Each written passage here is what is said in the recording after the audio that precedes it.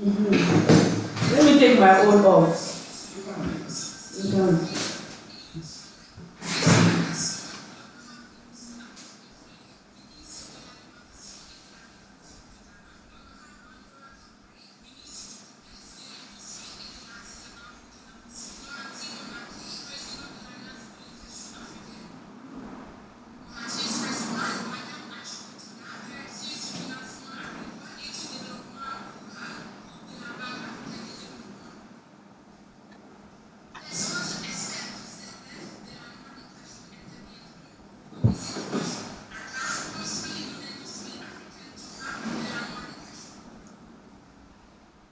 Hi, Shakti. Hi there. How are you? I'm doing good. Hi, Bala.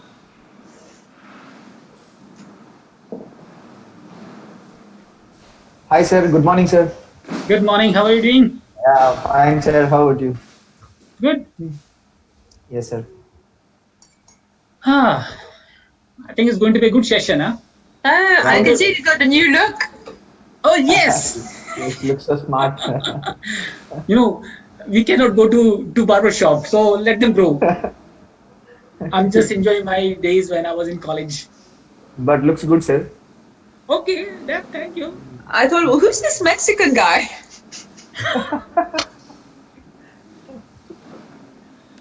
Uh, so Salman, Bala is our champion on maintenance. He's just amazing, Yes, I've amazing heard so much personality. about you, Bala. Sorry, I've muted myself.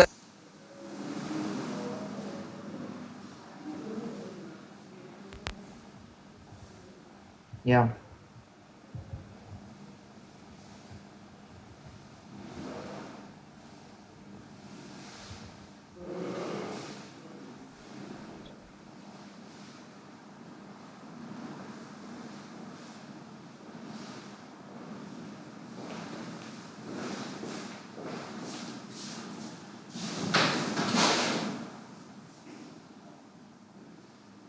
The thing I said about it's professionalism.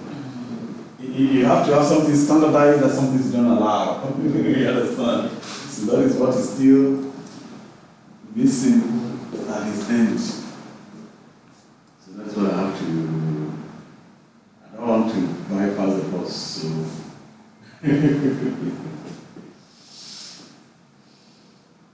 But this thing you don't allow. You have a protocol to go. Who speaks first? Who introduces?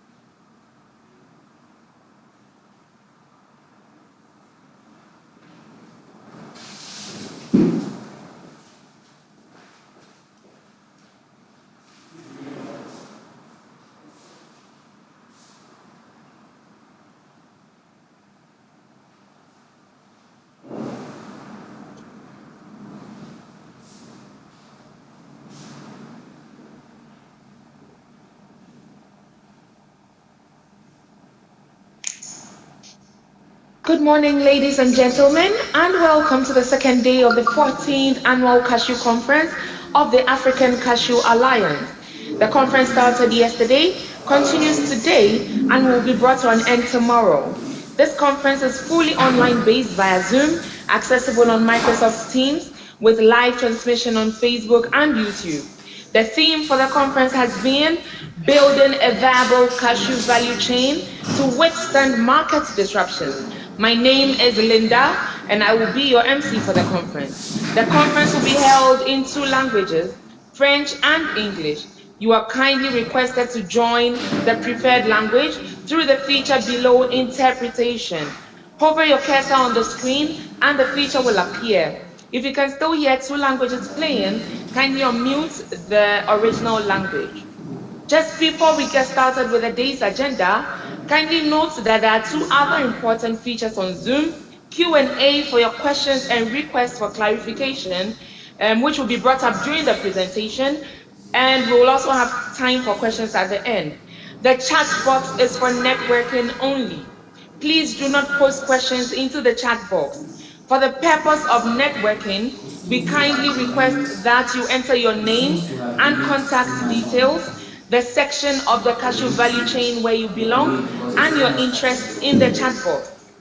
Day 1 began with an opening ceremony where we had speakers, Mr.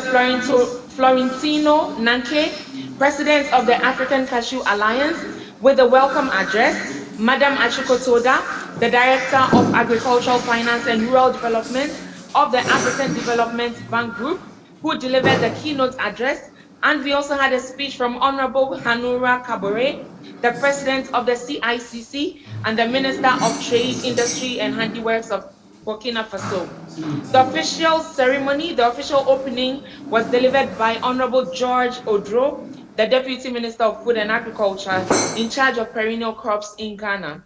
In the panel discussion that followed, Eric Dirks presented findings of a research which sets the stage for discussion on policies and their impact on cashew trade from different perspectives: public, private, and Asian. The panelists were Minata Kone, President of Cashew Interprofession of Burkina Faso, Shrivas Chava, President of Portal Solutions, and Andre, the Executive Secretary of CICC. We would like to say a very big thank you to all our sponsors and partners. We also acknowledge the presence of the media from Africa and beyond. This conference is also being streamed live on Facebook, Microsoft Teams, and YouTube. The links are being dropped in the chat now. MS Teams is also in 2 languages, French and English. Thank you to you all for joining the second day of this conference. At this juncture, we will proceed to the panel discussion for the day on cashew processing technologies and its incubation, which will be moderated by Shakti Pal. Shakti Pal is a cashew industry expert with over 20 years of experience in the production and processing of cashews across Africa. He was instrumental in supporting Africa processing since its inception by introducing new technologies, assisting in harvesting and post-harvesting handling, and maximizing processing through effective factory layouts, training, and quality control. Mr. Pal's deep knowledge of the sector has contributed to the revitalization of struggling local processing industries in several countries. He is currently managing KERNELS Origin Development Program, a new instrument to support processing at origin with new dynamics. Mr. Shakti Pal, you have the floor now. It's the same thing. You're confident. Hello. Good morning, everyone. I'm Shakti, and I'm Cashew Origin Development Program Manager for KERNELS. KERNELS is based in California, and we are roasters, roasting and packing nuts for prestigious brands, and actively engaged in sourcing African kernels. We are also supporting African processing at origin through our technical support program. Thank you, ACA, for inviting me. I am delighted to be the moderator of this important session, Cashew processing and its incubation. First of all, I would like to welcome all participants and our distinguished panelists for their valuable presence and efforts. Wish you all great health and happiness during this challenging time of COVID-19. Hope soon we will be back to normal. Let me give you a small recap of the program today. We are going to spend from now 75 to 80 minutes on the session presentations. We are having 4 panelists. After this, we will spend almost 30 minutes to Q&A session and closing remarks and networking. And hopefully we will finish by 11:30 GMT time. I would like to request participants to keep your questions till end of the presentations. You can drop your questions in Q&A window and can raise your hand during Q&A session. The cashew sector in Africa is at a critical turning point to be competitive. Direct supplier of processed cashews to US and European markets. The transfer of processing to Africa will not only benefit smallholder farmers' income, create new jobs in processing facilities, open up markets for byproducts, but also increase cashew GDP to 70% by processing them locally. Kernel markets will also get benefited with a sustainable supply, fully traceable, ethically traceable actually, high quality nuts directly from origin, and creating a huge impact on communities growing cashews and the environment. However, for this change to occur, several challenges must be overcome across the region, such as investors with little knowledge of the industry, inadequate scale, access to finance, gaps in technology incubation, compliance with food safety and market requirements, lack of income from byproducts, and insufficient government policies for increased investments and trade growth. Although significant processing progress have been made on policies in some countries like Cote d'Ivoire, Mozambique, Benin, that created conducive environment for processing investments to flourish. As a result, significant investments are happening in cashew processing in Africa, more specifically in West Africa. Investors with scale, these new investors who are coming, they're coming with the right scale, with adequate technologies, know-how, access to finance, and world-class facilities well compliant with food safety, social and environment requirements of the markets, and successfully serving to the markets. So this panel, our panel is going to share their experience in respective fields related to processing and technologies and incubation model, from market dynamics to implementation challenges. So let me invite our first panelist, Mr. James Fitzpatrick. Jim need no introduction. In cashew industry, we all know him, and we all eagerly waited his knowledge sharing webinars and speeches. His insights and deep analysis on cashew industries have been helping governments, development partners, sector organizations, and private sector stakeholders in their sector-specific decision-making. Once again, he is with us to share his thoughts on current market situations and its impact on emerging cashew processing at origin. ACA team, can you please upload Jim's presentation? Yeah, it's already there, and hand over to Mr. James. Thank you. You are welcome, Mr. Jim. Morning, everyone. Thank you, Shakti. It's a very kind introduction. So my job is to set the stage, they said. So I'm going to paint you a picture by asking a question.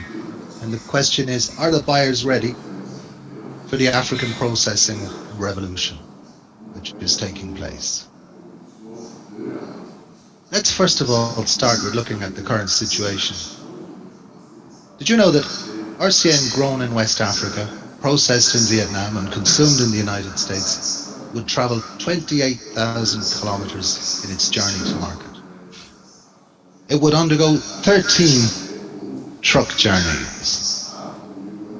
It would go through 9 warehouses, 8 middlemen. It would change hands 8 times. That's 8 different deals. It will be packed and repacked 5 times. It will be tested 8 times, and it can undergo up to 4 ocean journeys. 55 different movements and transactions in the chain. That's incredible. How green is that? How sustainable is that? So let's look at our market and its structure. Cashews, as you know, are produced in Asia, mainly in India, Vietnam and Cambodia, in Africa, East and West, and in Latin America. In Africa, by our estimates, about 56% of the world's cashew nuts will grow in 2020. Most of them will find their way to markets in Asia, in India, for consumption in India, and for Vietnam for processing and re-export.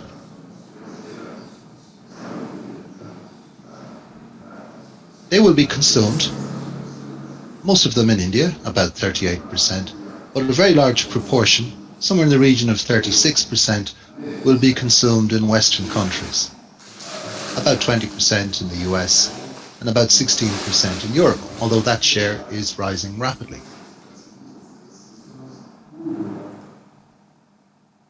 This gives rise to the trade that I mentioned, the 28,000 kilometre journey. The nuts grow in West Africa, processed in Asia, and consumed in Europe and the United States. India is slightly different. India is the largest consumer, the largest grower of cashew nuts in the world. So we have 2 value chains effectively. And the long journeys.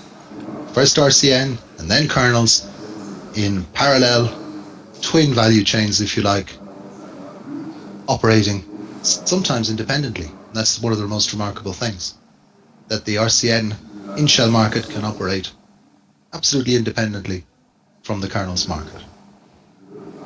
We look at processing, and as we know, somewhere in the region of 90% of the world's cashew processing is in India and Vietnam. Small volumes in Africa, and Brazil unfortunately has reduced processing as its crop has reduced. India imports 55% of its raw cashew nut needs. Vietnam imports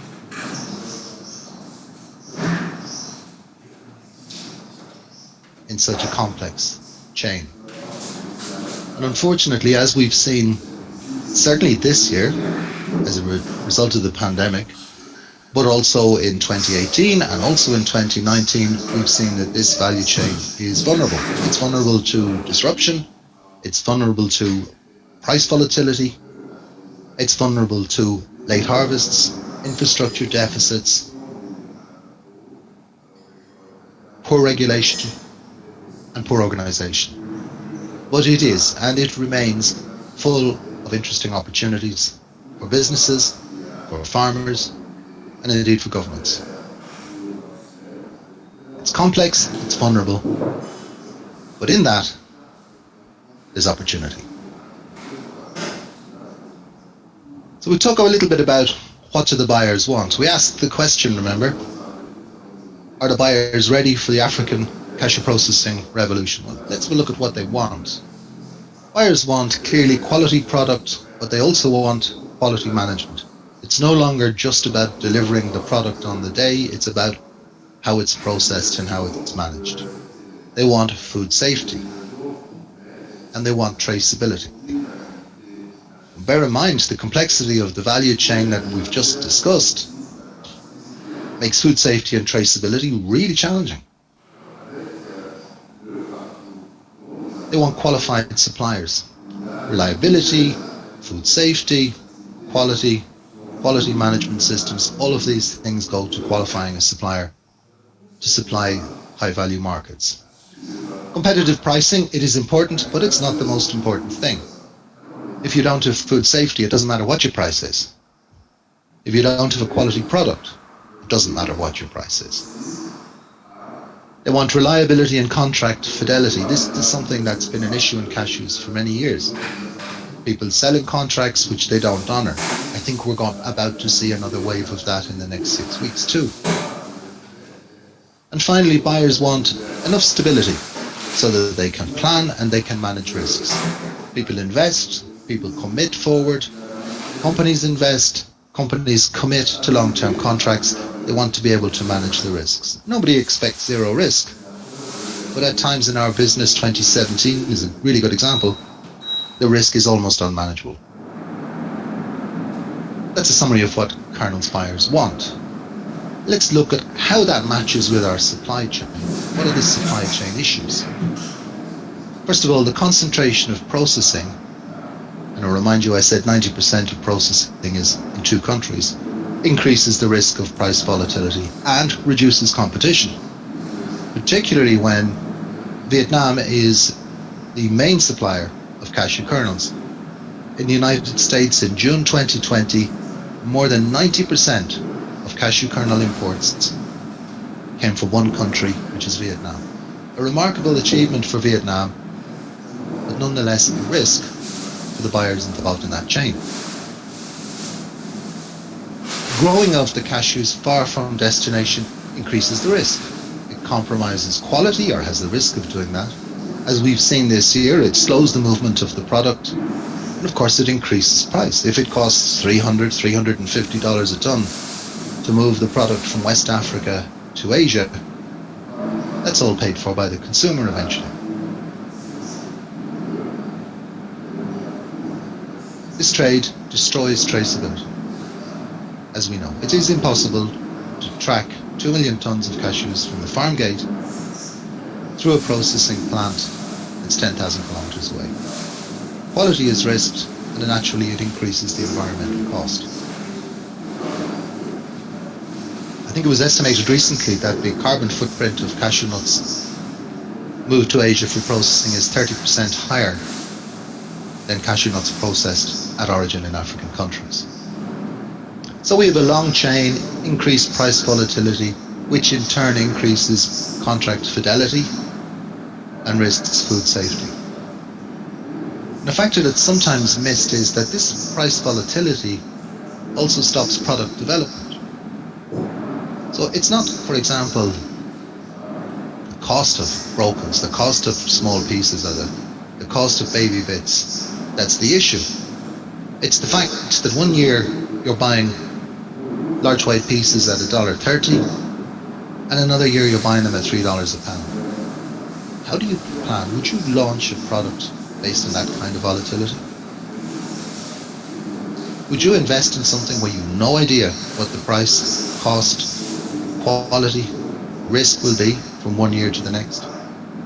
I wouldn't. And I think that's one of the reasons why we're seeing less and less interest in product development, and that needs to change too. So what does make Africa interesting for KERNELS buyers? Let's have a look at a few of the factors. Well, the first factor is, as I mentioned, high dependence on one origin. It's not that it's Vietnam, it's that it's anywhere. High dependence on any country for 86% of supply is a risk factor. You can see here that Vietnam, between 2009 and 2019, Vietnam's share of the US market increased from 45% to an incredible 86%. Brilliant achievement by Vietnam, but nonetheless high risk factor for everyone else. In Europe, something similar. The dependence on Vietnam is a little bit less, about 74%. Secondly, if we look at the overall consumption of cashew kernels, it is going up. This makes buyers interested in new sources and new supplies. And we can see, looking at the trend, that the increase in demand is likely to continue. Indeed, in 2020, in very difficult circumstances, it looks as if demand will in Europe probably hit record levels, and that it will continue its steady growth in the United States. There are still some months to go, but it does look pretty positive demand-wise. And all of the trends in consumer foods fit cashews, and happen to fit cashews really well. we look at risk a little bit and we look at the trends to the long-term growth in the market, and these can possibly be reduced by processing at origins. Price volatility, the lack of traceability, environmental practice, these are important things for buyers.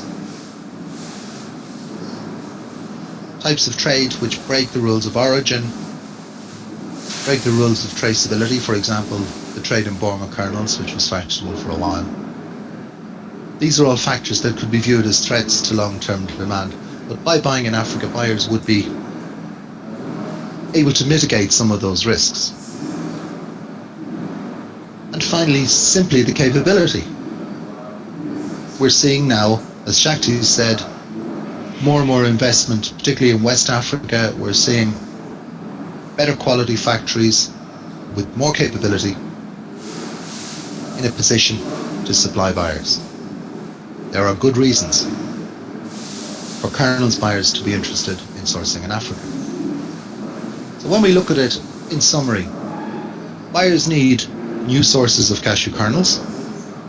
They need processors that are qualified, processors that can conform with their requirements.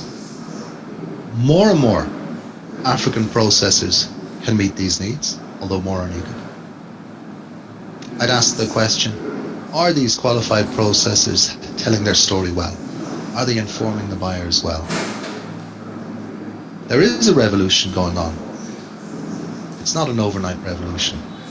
This revolution is a process, and it will be ongoing for some time to come. Thank you very much.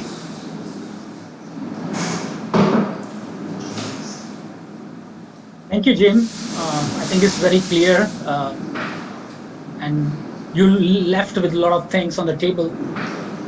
Africa is well prepared now. The question is whether markets are really looking for it.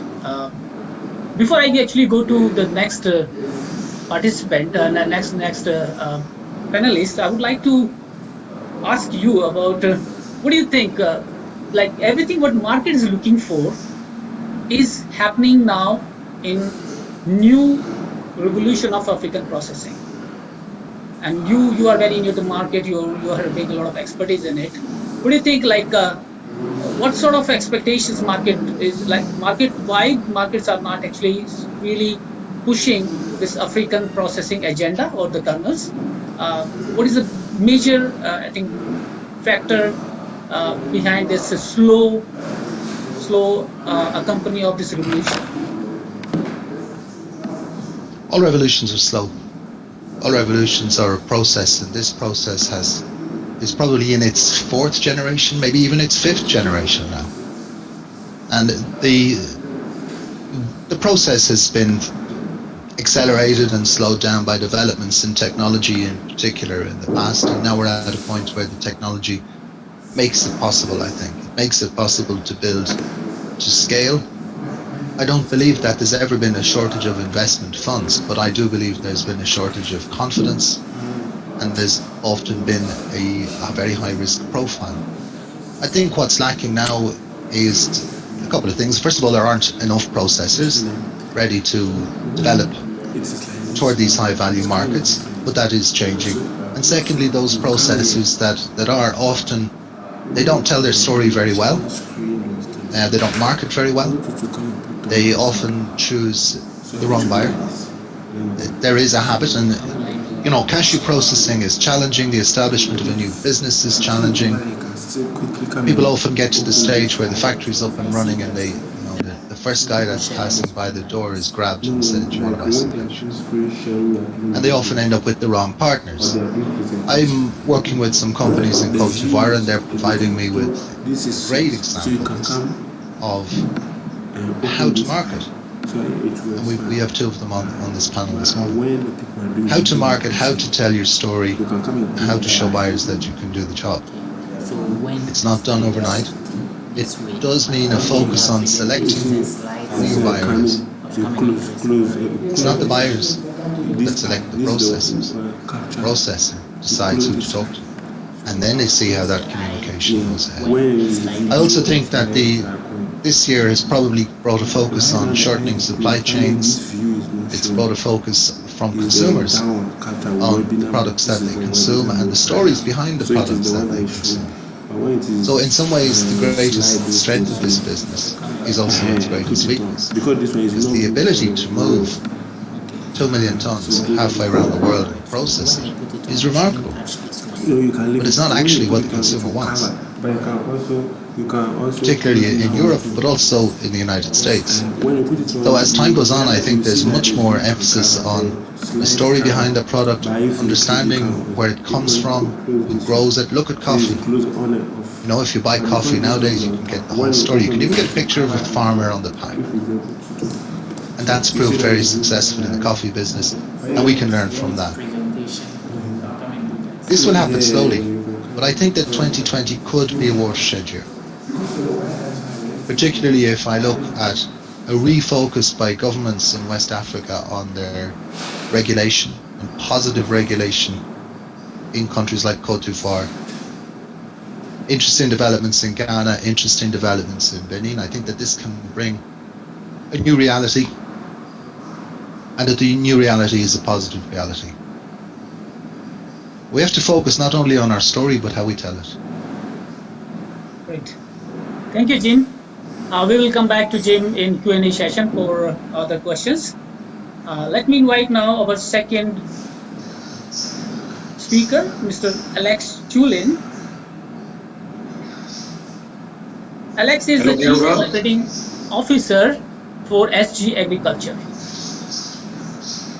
Mr. Alex, are you there? Yeah, I'm here. Great. Hi, Takiti. Hi. Hi, everyone. Great. So Mr. Alex Chulin is the Chief Operating Officer for SG Agriculture, and he has been active participant in cashew industry since 2009 at various levels of value chain. And last 11 years, he supported cashew trading activities and gained expertise in cashew processing, and now come up with this very big investment with SG Agriculture. So SG Agriculture is a member of Southland Group and invested in a highly mechanized and automated cashew processing factory. I think this is the second biggest processing plant, highly mechanized plant in Cote d'Ivoire. The plant is based in Yamoussoukro with installed capacity of 25,000 metric ton per year, and plant just started operations a few months back in 2020. Mr. Chulin is going to share his experience on mechanization in cashew processing and how it is an essential part of successful investments in processing. AC team, can you please upload Alex's presentations and hand over to him?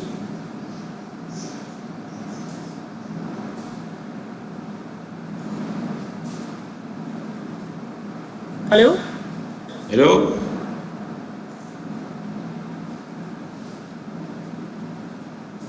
Mr. Chulin, can you upload your presentation or should I help you? Yeah, can I share your screen on the presentation with the slide? Just give me a second and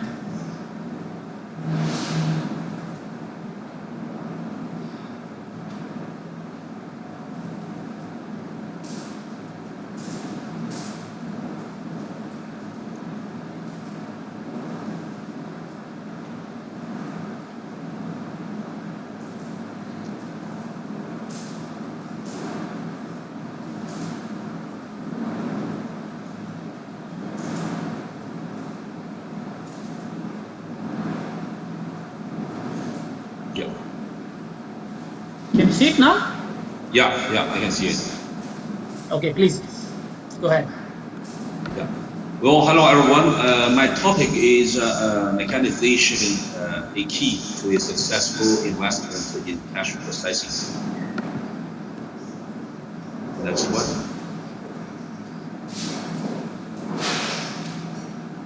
I think any investment is chasing the profits of the products of the business. Cashew processing in Africa is very difficult to be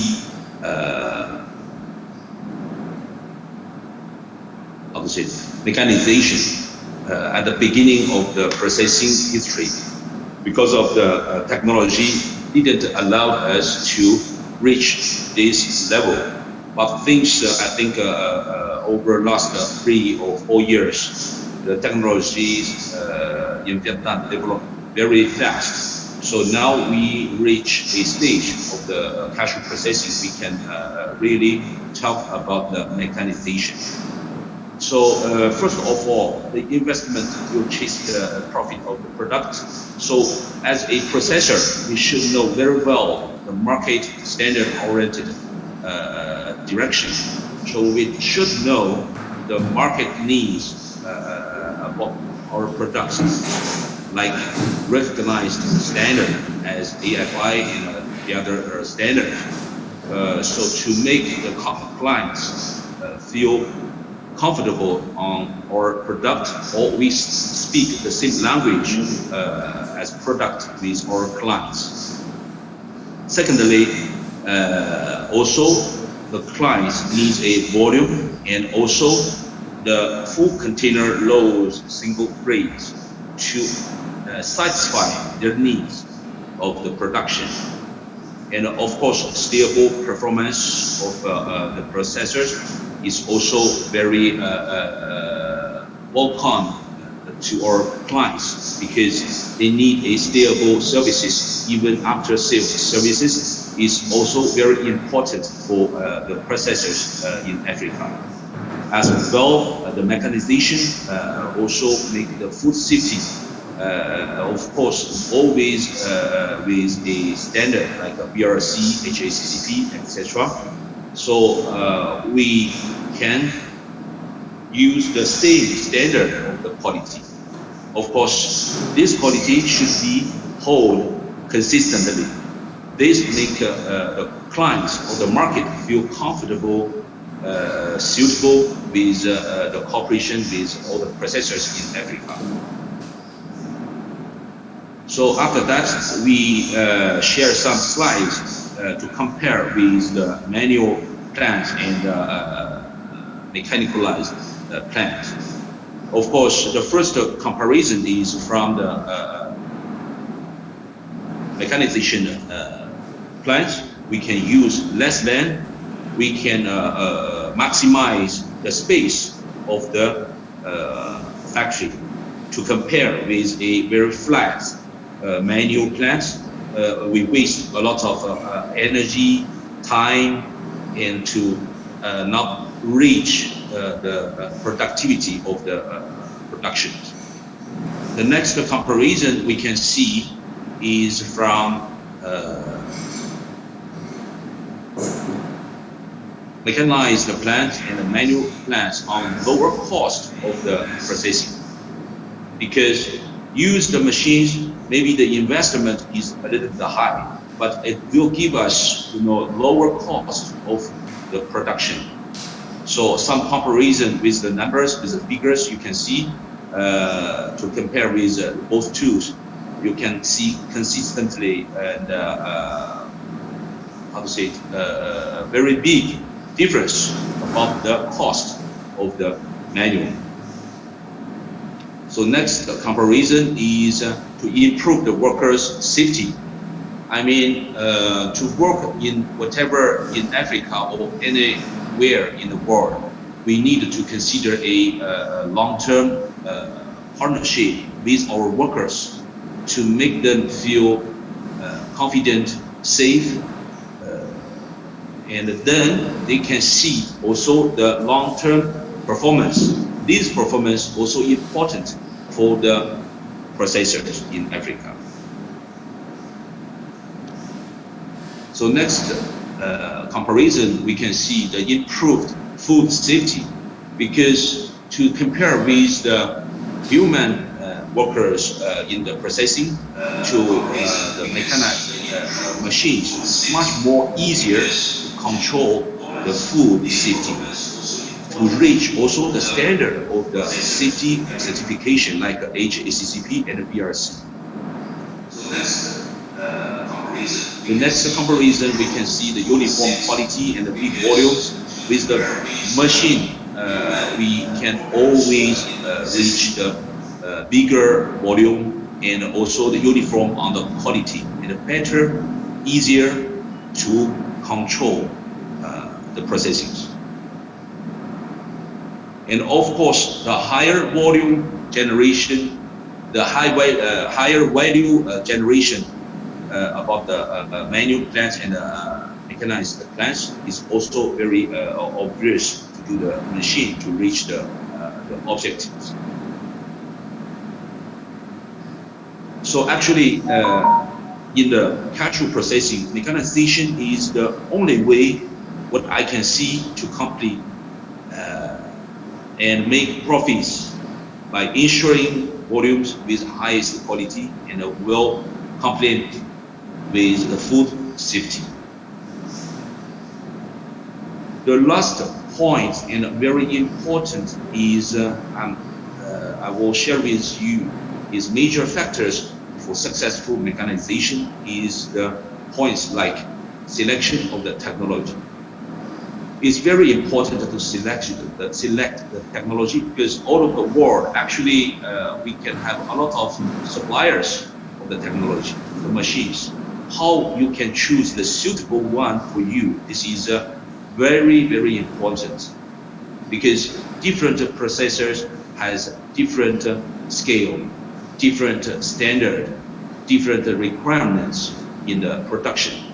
So to choose the suitable one, technology of machines is a key point of the start. So you should analyze all the details in the technical details in your plans to choose the suitable one. So a feasibility, technical feasibility should be very well done. Then we move to choose the supplier of the technology or machines. Secondly, a professional installation is a key factor to have a successful mechanization. Because the technology, whatever is good, if it's not well installed in your plant, it cannot work properly and cannot give you the expected results. So a professional installation from the supplier side, from the local support side are also very, very important. After installation, we need a good training system to make sure all the machines work well like you want. So the training is also a key factor to let the local, because we cannot move all the laborers from Asia, from Vietnam, from India to Africa to work.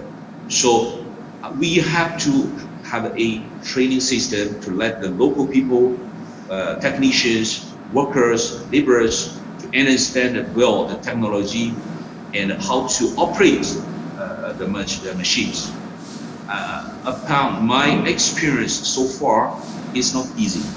It's not easy at all. But we got some partial results. Also, not that bad. At least it encourage us to reach our aim of the training or to make all the machines in a good performance. The last point to have a successful mechanization is regarding the maintenance. The maintenance is a support to make all the machines work very well. Also, it's somehow we say waste time or we take time on that. But at the end, when you need a part and you can find it in your warehouse, in the factory, you will be happy. Then you look for this part everywhere and you cannot find, and then you call your supplier from Vietnam or from India or from China to ship to air the part to you. It takes much more time, and in between the machine cannot work very well. So a good system of maintenance is very, very important to keep the mechanization on a stable and successful level. At the end of my topic, I will give thanks to the government of Ivory Coast to support all of the processors in Ivory Coast. It's a very strong support behind all of us, and also the programs that the government guidance us in the PPCA, like G, like all the other experts give us a lot of support on the guidance about the market, about the details of processing. Also, all of my suppliers, like the mayor, all the other suppliers of the machines, they are all very good on their job and give us a lot of big support. I give them my thanks. Thank you, Takidi. Thank you, Alex. So we noticed one thing which Alex said. Thank you very much to the government. And that's the key actually, how to start processing just on the shoulders of private sector is very tough till the governments will not shape up the conducive policies to incubate this processing. It will not going to happen. So thanks to government, to Koriwa, that they come up with conducive policies, and that's why it's happening. Before I go to Salma for our third panelist, I would like to ask Alex one question. Alex, how much time it took from the start till, from the beginning of the construction till starting the production? How much time you took to set up this very huge plant? Well, the whole plant takes 3.25 hectares. We started the civil wall construction things May of 2019. May 2019. And you started production now in May 2020? We started the production things 1st of July.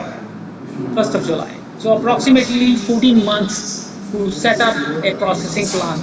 And I think you did good actually. Plant of such scale, I think I should say congratulations to you that you come up with such a big plant in 14 months period. Great. Thank you. Okay, and we will come back to you with more questions in Q&A session. So let me invite our third participant, Salma Shitao. Now Salma is an interesting person actually, coming from investment bank as an investment banker and searching for different opportunities in debt, equity, and special situation investments, and then fall into love with cashews. She is the chief operating officer of Ivorian the Cashew, which is Cashew. Cashew is 9,000 metric ton capacity plant. Cashew processing plant, this is located in Ajagwe, Koriwa, in the outskirts of Abidjan. One thing is great, which I saw. I had the privilege to work with her, and I'm very actually happy to be with her on this initiative from the very beginning. That how the right management can bring a big success quickly. So Salma actually led this acquisition of and commissioning of this plant in 2019, and under her leadership, the business acquired HACCP, BRC, Fair Trade and Organic certification just in first 14 months of the operations.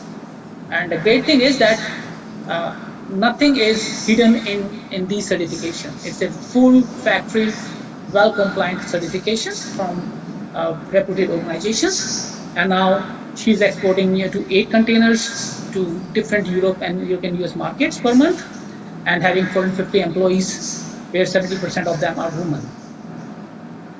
She is going to speak on the topic of food safety as a gateway of markets.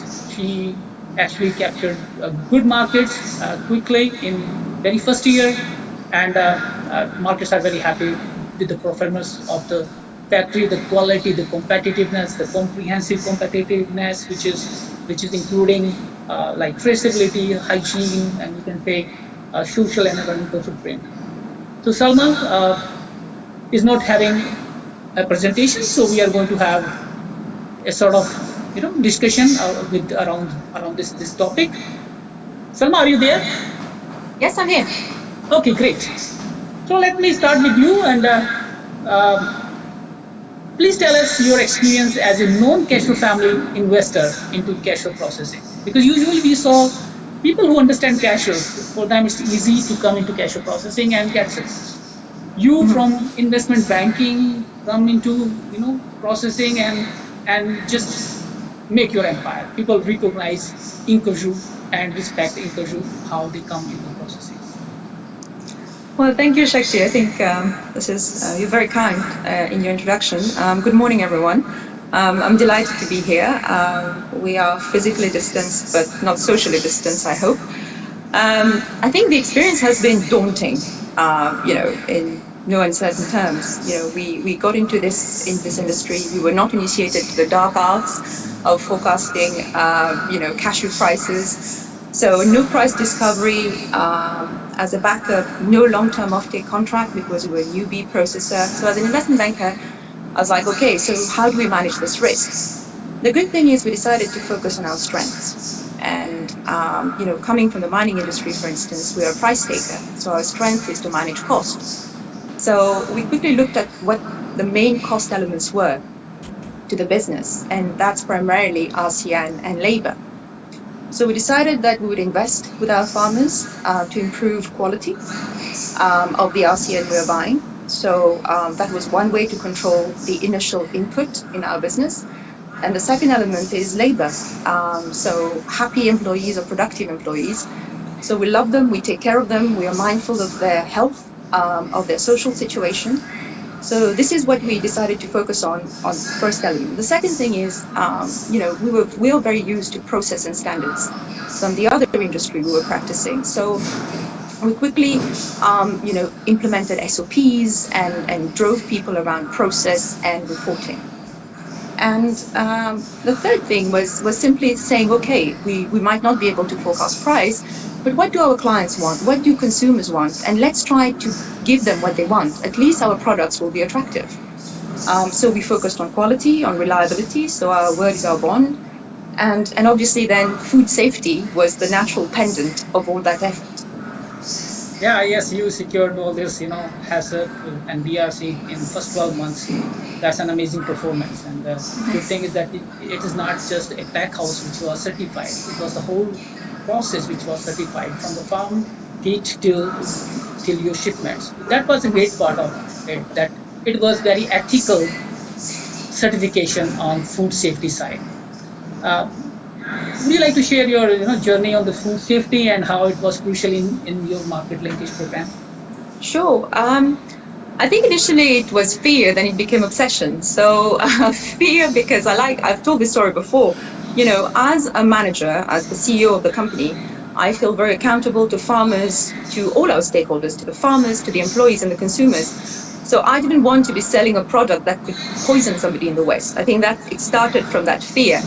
And then it became an obsession because I think I quickly realized what yourself and Miguel were telling me. So we had, for the audience, we had a lot of support from Karanat through this food safety journey.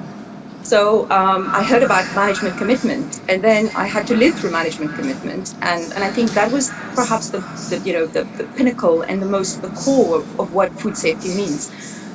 So I discovered that for management commitment, top management has to be involved. You need to roll up your sleeves and get involved with your employees, because to achieve food safety standards, you can't lead from the top. You need to get buy-in from those 500 employees that work in the factory to change the culture. So I had circles with 20 women teaching people how to wash their hands, and we started building up from that. So it was really around management commitment and getting buy-in from all the employees to be able to achieve those standards, and also about proving a point, because we would like to be the people who set trend, and we would like to be able to, first of all, to show that African processing can be food safe in the international context, but also encourage our peers by showing to them it is possible and it is absolutely feasible. But of course, now the challenge for us is to maintain these standards by keeping training our employees and keeping the pressure. So I think obsessing about food safety is probably a good obsession. Yeah, I think that is going to differentiate you from others. That it's not just certification is not just a paper. It's not just you said clearly that now how to maintain it that's a big challenge for you. It's not just getting the certification. That itself is a big challenge. But now, how to just maintain it, and that's where I think is going to differentiate African processing. The emerging processors in Africa have to see this as an example to differentiate themselves from any other part of the world. Very ethical, transparent, and consistent. So, okay, like besides food safety, what else market would like to, that processing should be compliant of? Only food safety is enough for you to capture the market, or did you thought something else also? Yes. We've now been operating. This is the second year of operation for us. So the first year we processed 3,500 tons on a per one shift basis. We're processing 7,000 tons this year, so we've doubled capacity. So we're getting a good understanding, especially with Jim's help and the government's help in Ivory Coast, in terms of what buyers really want. And I think I agree completely with Jim. Buyers, it's about the what, right? What do you produce? And that interests them. But more and more, they're also interested in the how. How are you processing this? Are you being mindful of all the stakeholders in the value chain? And I think, what's important for us is, obviously African processing is good because you're processing at origin, but you need to crystallize that value with a piece of paper. And it's not just a piece of paper that crystallizes that value, but because you're doing so many good things around you, you need a stamp on that. And I think it's very complementary alongside food safety standards, to actually acquire SMETA or fair trade, to actually confirm that you are having good labor practices and you're treating your stakeholders fairly in how you're running the business. That's great. One more question, actually, I would like to ask you.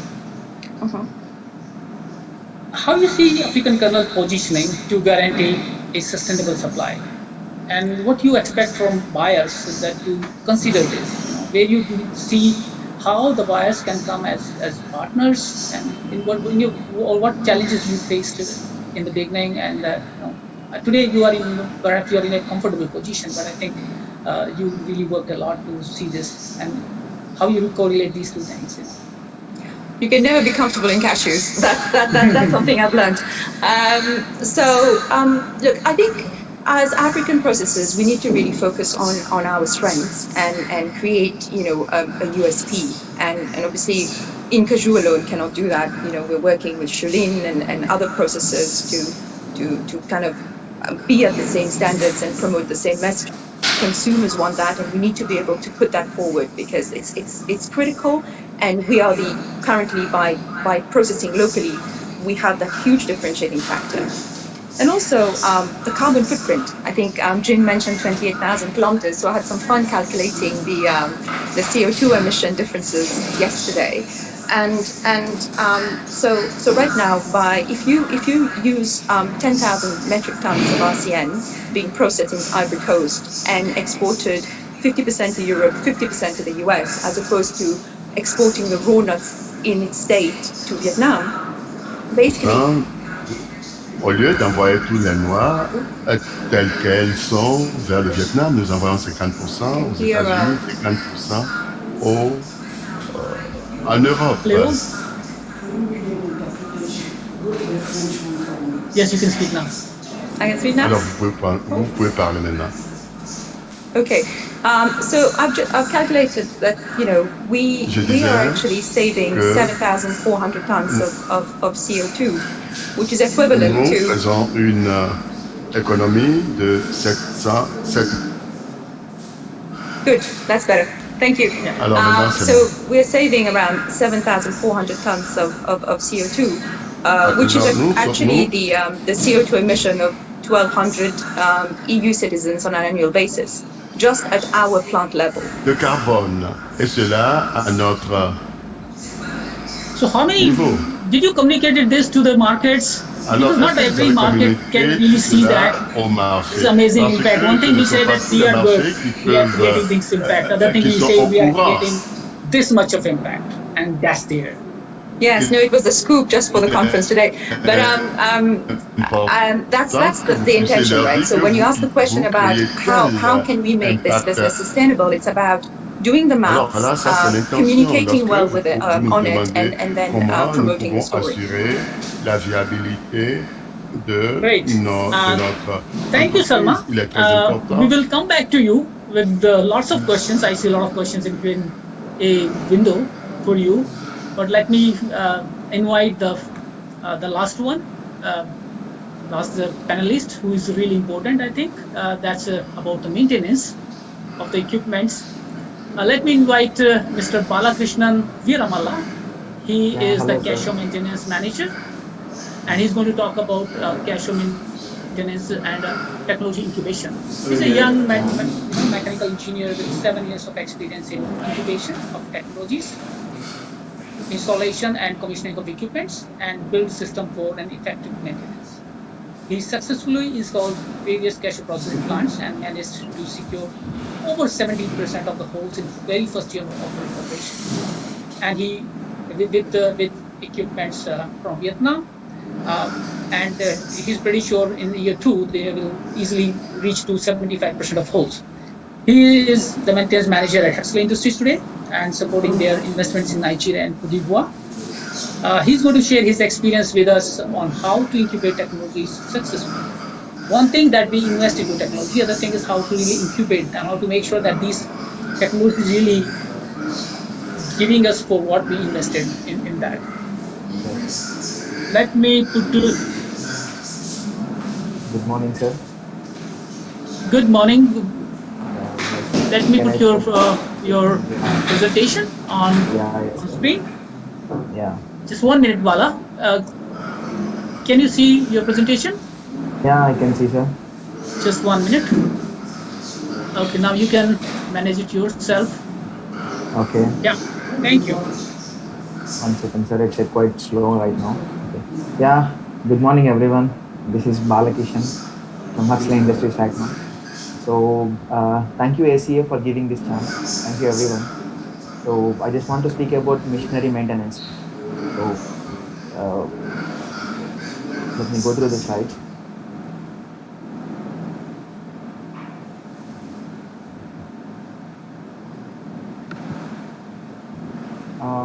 Akka, can you help me that I'm not able to move the slides? Yeah. This is my introduction, as I said. So now, right now, let's go to the point. So prerequisition of machine. Sorry.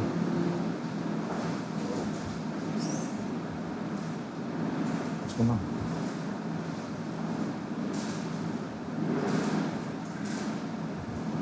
Shakti sir, can you help me with that? I'm not able to control this right now.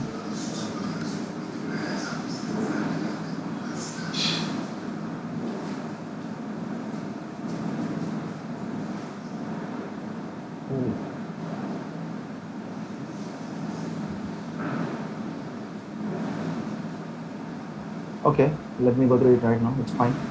So prerequisition of machinery maintenance. So let's come to the points: maintenance team and training. Maintenance team and training is most important for every machinery. As everyone knows, machinery will come and it will erect by the service persons, and they'll do their works, then leave. Then the training and the maintenance team is most important for the machine. As everyone knows, we have to give proper training and we have to choose the right people. We can get a proper education, guys, but we cannot get experienced who knows how to mechanize the parts. For them, we have to work very hard and we have to give training to them. Then management commitments. The commitment is most important for us because for every maintenance guy, the commitment has to be communicate with the management. And availability of spares. Availability of spares is most important because for a small spare, we have to shut down many machineries for a long time. For example, we are importing all the machineries to Africa from all over the world. So, for example, if we import some machineries from Vietnam or from India or anywhere, because of some spare shortlist, we used to shut down the machine from long time because we have faced personally so many times. So that is the reason we have to start availability of spares, and we have to what we call, we have to make some vendors to make some spares locally as per availability.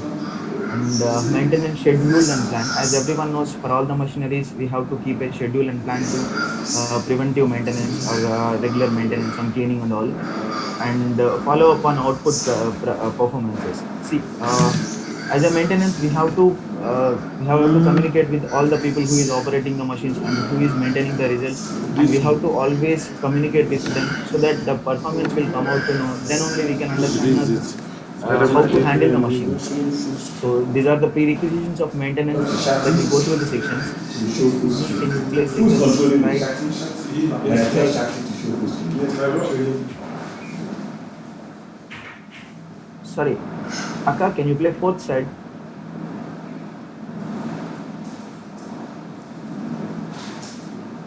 Hello.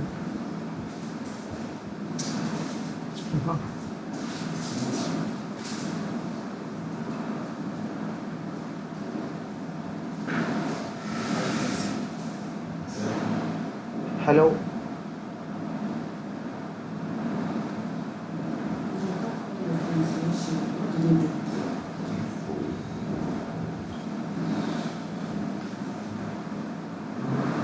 So can you, I think I'm stuck here. Can you see it now? Can you see it now? Palak?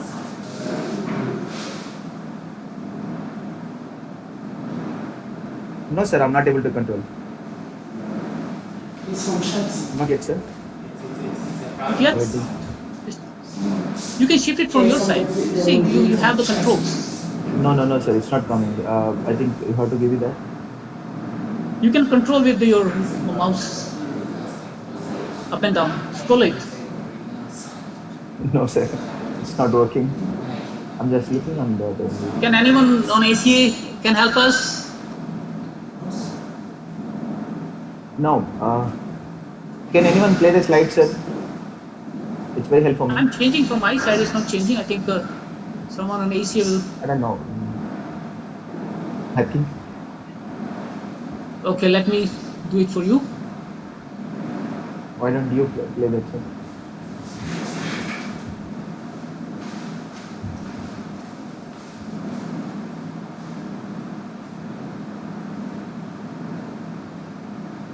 No, sir, there is many slides actually. Can you see it now? No, sir. Hello, not yet. ACA, can anyone help us? Come on.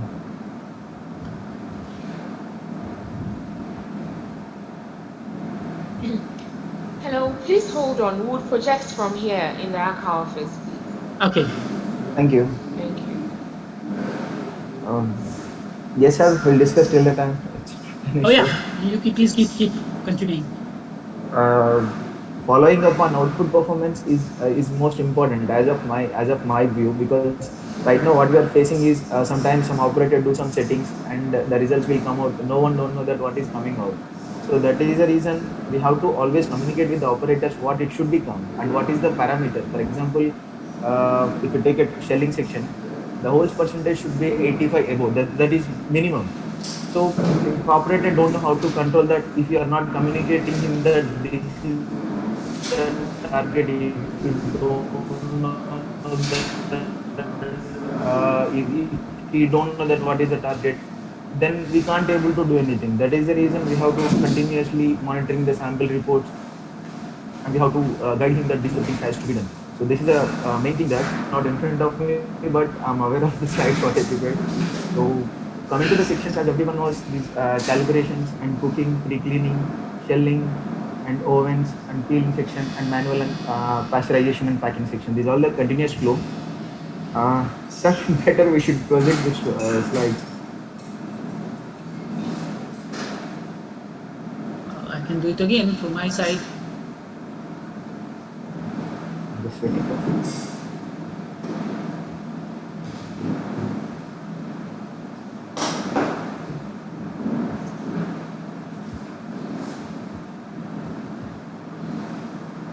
Can you see it now?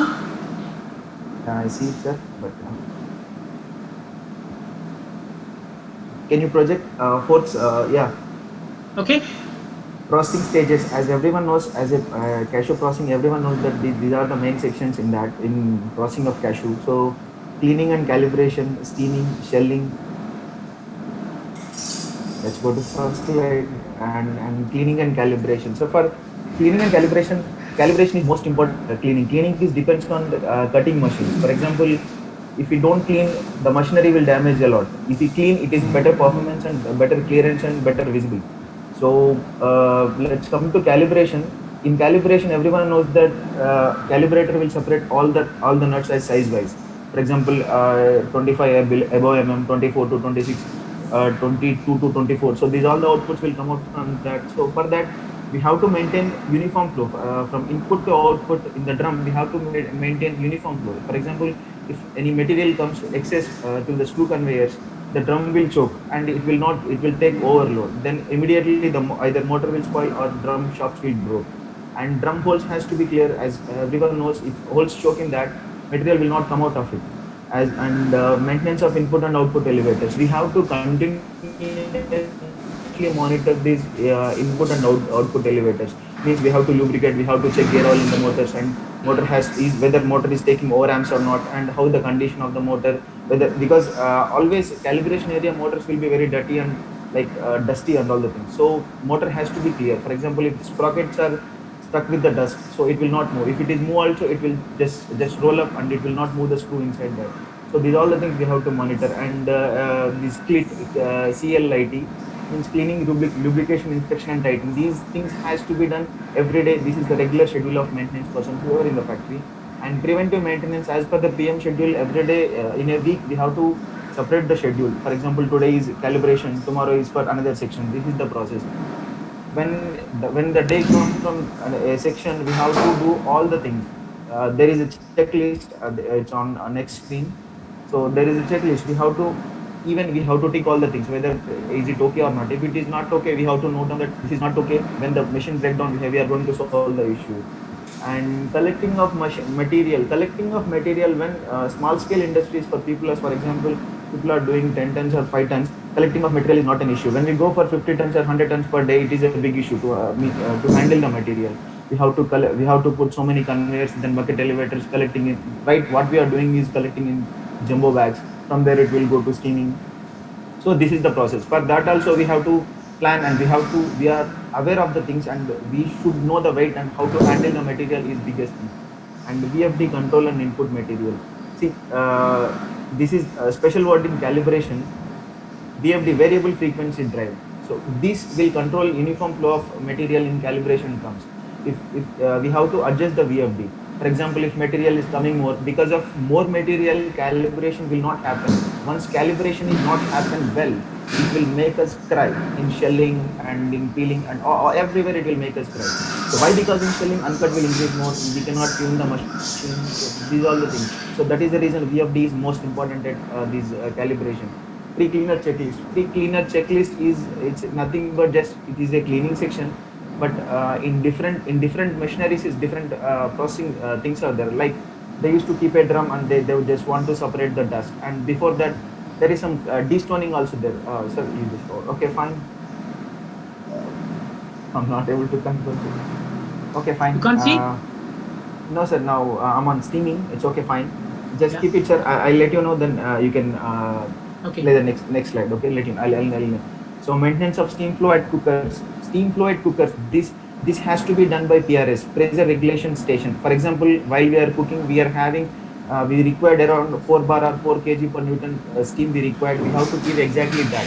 If we give more than that, cashew will burn and it will change the color.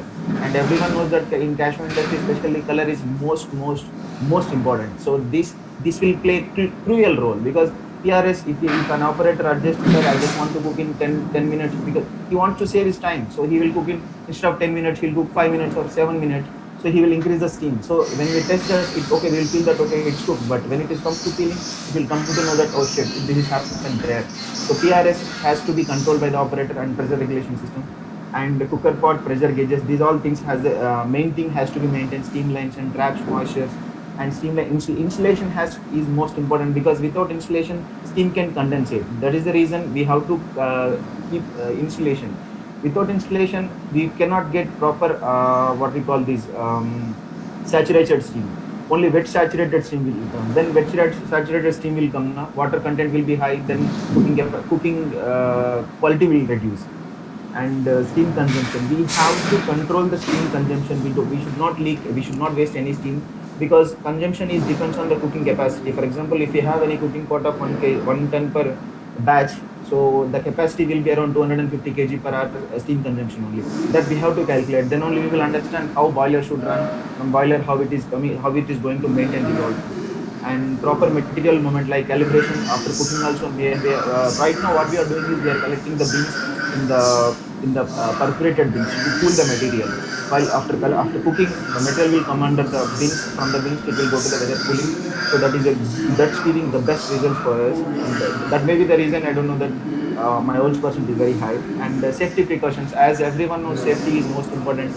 See, sometimes what will happen, worker, they never think that this is going to happen and something is going to. As an example, I have seen an accident in my previous factory because of steam safety. He don't know that what will happen there. He just given more pressure. So safety is most important for them. And coming to shelling, this is the biggest maintenance part in a cashew industry, as I observed till now. So machine capacity, as there is next slide on that you will see. And line design is most important to control the flow process. What are the materials coming after cutting, and how we are controlling cutting machine process, how the machine design is, how the machine is running, how the spare parts are consuming, how the spare parts are damaging, and adjustment of cutters. This depends on the operator, how we train them, how we required. It depends on the Let's calibration look also. on During the Bala, yes, sir. Bala, excuse me, Bala. Yes, sir. Can you slow down a bit so that people can understand? No, no, sir. I'm thinking Okay. about time because I already late, so I'm just Yes, I understand holding that, on. but well, Yes, sir. okay. So adjustment of cutters is depends on operator. Operator has to feel that, for example, if you give a 22 to 23 size of machinery, he has to understand that what size I have to put the cutters. Then for that he has to work on it. Like it will take around 6 months to understand the operator. So adjustment of cutters depends on operator only. Operator only can give more volts percentage to factory. And durability of blades and splitters. Splitters is fine. Coming to blades, it is the biggest issue. For example, if you are running with a machinery, some blades will be around 1 day. Every day we have to change. I have seen some blades every 4 hours we have to change the blades. Changing a blades for 4 hours is literally is a terrible issue. So some blades, so many like sir, I think you are aware. This Gayatri team has built, and from Vietnam also we just find so many vendors that the blade durability around 14 to 15 days. The ease of maintenance, so it is very comfortable for that. Skilled operators, as I told you, for adjustment of cutters and machinery, skilled operators are most important. Proper calibration of cashew. If calibration is not good at that area, shelling will be literally a crime for cashew industry. If calibration has to be perfect and has to be monitored properly. It should not mix with any outputs. So next, preventive maintenance fleet. For shelling, there is no schedule. We have to maintain a separate team for preventive maintenance and fleet for shelling team, because it's a highly mechanized things will happen in shelling only. So preventive maintenance split has to be done in every day. There is no time on no there is separate sheet is there, but no schedule as before sections like weekly. Output collections and control and outputs. Like I told you, if cutters are not good, we cannot control the outputs. And collecting of outputs is depends on the machine design. For example, after cutting, machine will fall on the sieve. From sieve, where it is going, how it is shooting, it has to impact us. We have to. For example, I think you are aware, sir. Half cut and uncut means unscooped holes, unscooped pieces. These all should reduce after impactors only. It will shoot the cashew by blowers. Then only it will separate the things. Then this depends on outputs collection from there only. Again, it will separate. And separation of outputs, as I told you just now. And regular consumable shelling is so many things. For example, machinery having many spares. In that, very less items are regular consumables like blades, splitters, some brushes, and some it depends on the machine what we are using. And reduction of manpower. See, I think, sir, the target what we received from maintenance is management is we have to reduce the manpower, because then only the worker per bag is under control. If worker per bag is not under control, then there is no use of making process online, or these all things are useless. So reduction of manpower is most important, especially in shelling. For example, if any manual shelling on manual operations, we cannot control that, but especially in shelling, we can do that. That is the reason I mentioned here. And power consumption, like everyone knows, we should not run machines idly. That is the only thing I just want to say. And hygiene, floor and toolbox training, as before just heard about Madam Salma. So these hygiene things has to be controlled at and toolbox training for every operator. We have to give every week a training, that how to handle the machine, how to control the machines, how to behave under the machine. So these all the things has to be done in shelling section. And coming to safety, CNSL, everyone knows it is danger to human body. So we have to apply oil and so many coconut oil, some vegetable oil. So that we used to use that, so to control that. And this is shelling machine capacity. Shelling machine capacity depends on strokes of the machine, how many strokes per minute it is creating. As I shared in the slide, you can see that outputs, these are the outputs, and number of lines for that. And nut count is depends on it depends, we cannot control that. And coming to number of machines per line is depends on what we choose the machine. And number of strokes, we have to find it from the machine by checking how many strokes it is giving per minute, times how many cutters of machine is there, and times how many machines in a line. So that is the strokes per hour. And strokes per hour as per machine capacity, as per line capacity, as I showed. From that this is line capacity per hour I just mentioned here. From that we have to remove 10% of idle stroke. We don't know that how much it is going to come, because sometimes what will happen, because of any material stuck inside, cashew cannot move forward. So those probabilities we have to compute, so that 10% we have to remove on it. So after that, after removing of 10% of idle stroke, the capacity is as mentioned now. And after that we have to remove uncut is depends, we cannot say that. If calibration is perfect, uncut will be 10. If calibration is very worst, that is the reason I have taken maximum percentage of uncut, 25%. That we have to remove from the machine capacity. That the balance is the capacity for the shift. As per, this is the machine capacity has to be controlled. And when operator, or when what we call shelling in charges, means the supervisors knows about this, then they will understand that what we have to do, what is going to happen, then where we have to control. This is the thing. Sir, can you play next slide, sir?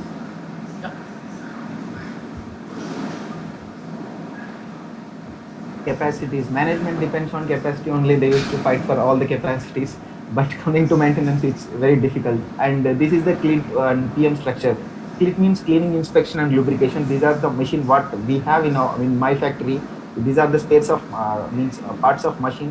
Whether it is checking or the condition of the thing, we have to mark every day. It has to inspect, and it has to be verified, and we have to inspect every day. And coming to preventive maintenance, all the section, all the machine parts is mentioned here as machine 1, 2, 3, 4. We have to inspect, we have to check visibly. If, for example, if line is running, we have to tick that we have checked it is having some problem, we'll do it in next PM. So this is, I just mentioned that this is the structure of preventive and CLI tissue. This is for all the section and all the machineries. I just mentioned for shelling only. So can we for next slide, sir?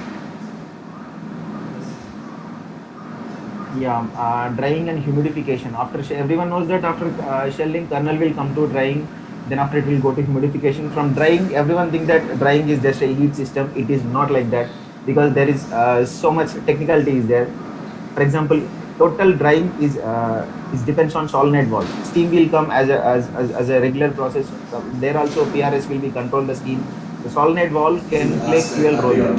Requirement of temperature inside the oven, it will give signal to the controller. Then only solenoid valve will raise up. Then steam will come inside. When steam will come, it will generate. This is the only principle in the Borma. But what we used to do, what I see when I come to new in some cashew industries, so they used to do that. Okay, release the steam. Steam will come.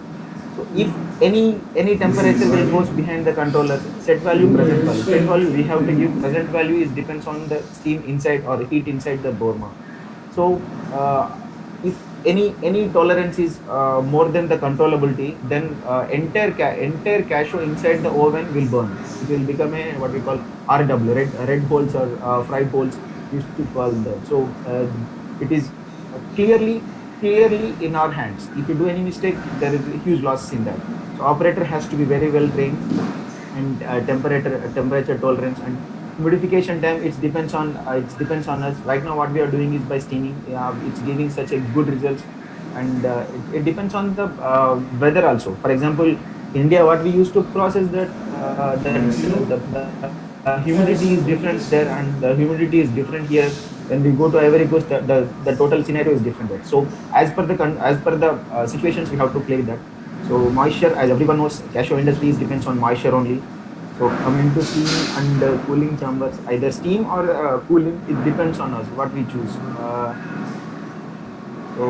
Machine clean, machine peeling. For example, if moisture is more, will get broken side. Everyone know is it's a basic thing. If moisture is less, unpeeled will generate, and oils percentage also will increase. So that is the moisture content, because based on that only we have to play in peeling. Peeling machines are two types. There is many types, but majorly a successful happening is spring type and batch type. Batch type will give more broken.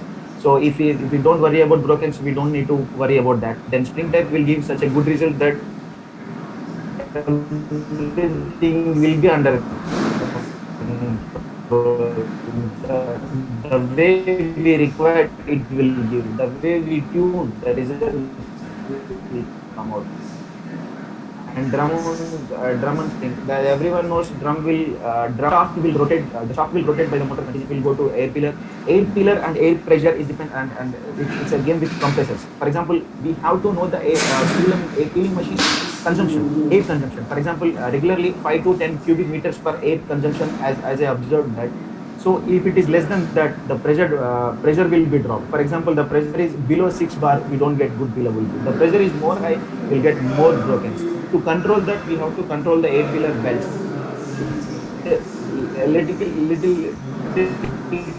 thing. Just if we control that, operator will handle it. That it's not a big issue, but we control everything. And Bala, calculator of kernel, it's excuse me, Bala. sir.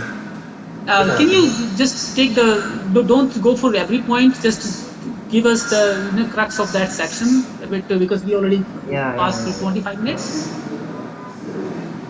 Okay. Sorry, sir. So calibration, everywhere depends on availability. So we have to focus on that. Without spares, we can't do anything. Everyone knows. Drum and shaft speed alignment, operator has to do that. Operator will do when he knows the proper things. And coming to next slide, grading machines. Now grading machines may are giving the best results, the best machineries in grading and sorting machines, as everyone knows. And manual grading is manually.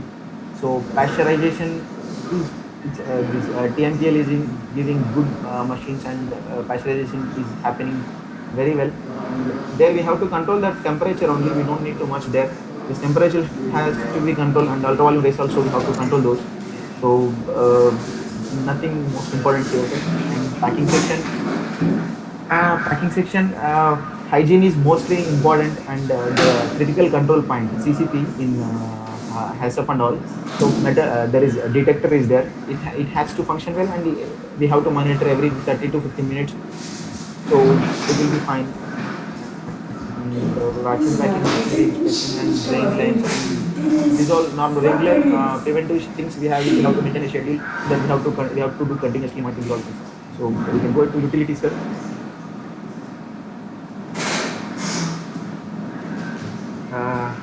Shakti sir, yes. As I told you, compressors and boiler is play crucial role, because half of the plant will run on boiler, half of the plant will run on compressors. So to maintain that, we have to know our factory consumption. For example, steam kg per hour steam, how much we required. Then only boiler has to be selected. Then like that compressor, how much cubic meter we required, how much color sorters are taking, how much peeling machines are taking, if anywhere, how much we are taking. Then only we have to select. We did a big. We are just literally suffered. Then only we have done so much R&D. We discussed with Atlas Copco people. They given the biggest suggestions, like ETP and STP for our wastewater. We have to maintain this for environmental issues, and toilets has these all things coming under utility, sir. So thank you, sir. Shakti sir, I'm done. You done? Okay. Yes, sir. Thank you very much. It was a long presentation, but I think this is one of the most important part of mechanization. Usually we go for mechanization and we face a lot of challenges actually, because we are not actually prepared for the maintenance side. Yes, and okay. As you are very means I shared many things with you. I think you know very well That's about great. I think what are the major yeah. issues that we can just say. Thank you, Bala. And I would like to invite now all our panelists, and we will start Q&A session now.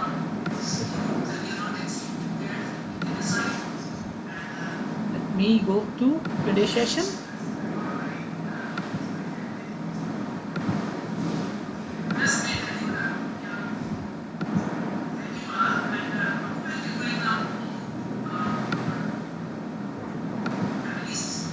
People can raise their hands if they want to ask the questions.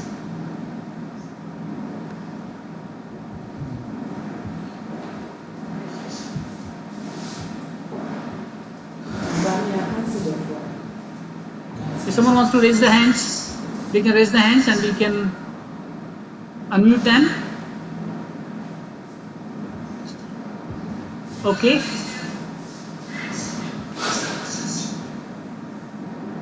Let's start with Mr. Olufemi.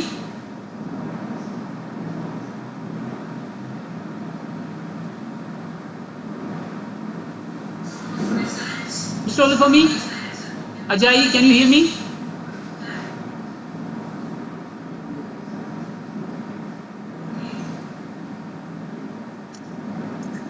ACA team, can you unmute? Good morning, panelists. Good morning. I'm happy for this opportunity God has given us to be alive today, to witness this day of the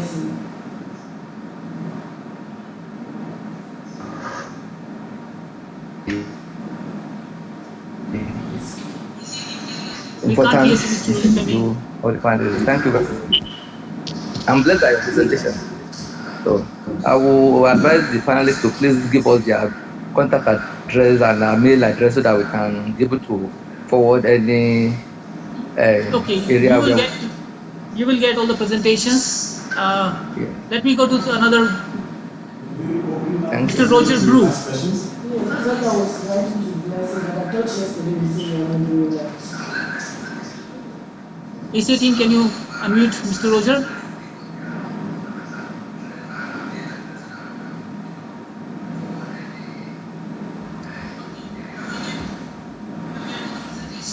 Hello, can everybody hear me? Yes, we can hear you very well. Thank you. So first of all, congratulations to all the panelists. I think that was very informative. I thought the presentation went well.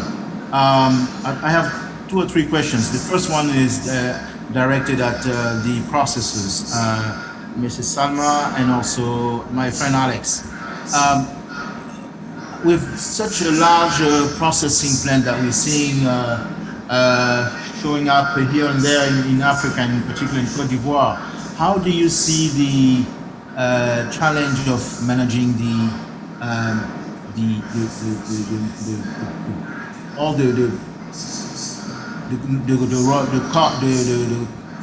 shell management of the waste that is going to be generated?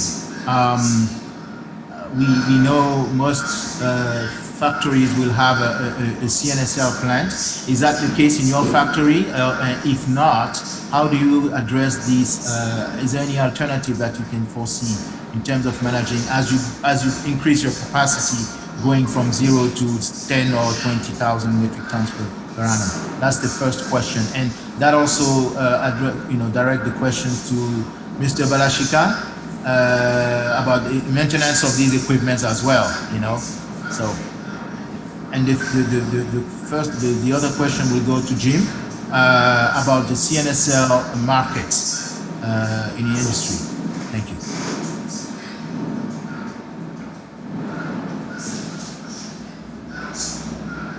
Okay, so Salma, you go first. Yes. because we've been doing this for the last 2 years now. So yes, Roger, I think it's a good question, and I really welcome it because it's something that I don't believe has enough attention today. So yes, we do obviously have shells, and we are managing shells. First of all, it's an environmental liability that we need to control, and second, we want to extract the value out of it because CNSL has a marketable price. So at the moment, we are working on our business plan to set up our CNSL factory, so that we would extract the oil and then use the mass that's left locally in boilers and potentially developing charcoal briquette. That's our kind of work stream right now that we are pursuing. And but for now, what we're doing is we're selling the shell with CNSL in situ to local boilers who find it highly calorific. And whatever is not sold, we dispose of in an environmentally compliant way. Okay, I'm in the similar situation as Salma. Actually, we have to find some partners to evacuate all the shells in short term. In the middle term, maybe till beginning of next year. Our group is planning to install the press of CNSL machines to use the maximize the value of the cashew nuts.